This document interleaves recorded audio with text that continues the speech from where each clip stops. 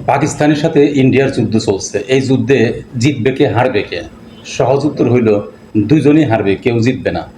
পারমাণবিক অস্ত্র হাতে নিয়ে কেউ হারে না কখনো, জিতে। সুতরাং এইখানে দুইজনেই জিতবে, নতুবা দুইজনেই হারবে। কেউ এখানে একা একা হারবে না, মানে একজন হারবে একজন জিতবে, এটা হবে না। তাহলে লাভটা কি হইলো? লাভ আছে। লাভ হইলো এখানে যে অস্ত্র বিক্রি করবে সে এখানে লাভবান হবে। আর এই দুই দেশের পক্ষ থেকে যারা অস্ত্র কেনার মাতাব্বরি করবে তারা কমিশন পাবে, এটা একটা লাভ। আরেকটা লাভ হলো মোদির খুব শখ, তার চুলকায় মুসলমান কোবাইতে তার খুব ভালো লাগে। দেশের ভিতরে কোপাচ্ছে, একদম ওপেন ফিল্ডে কোপাচ্ছে, রাস্তার উপরে ফেলে কোপাচ্ছে মুসলমানদেরকে।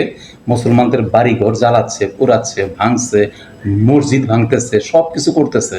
তাতেও তার খায়েশ মিটে না। এখন তার ইচ্ছা হয়েছে যে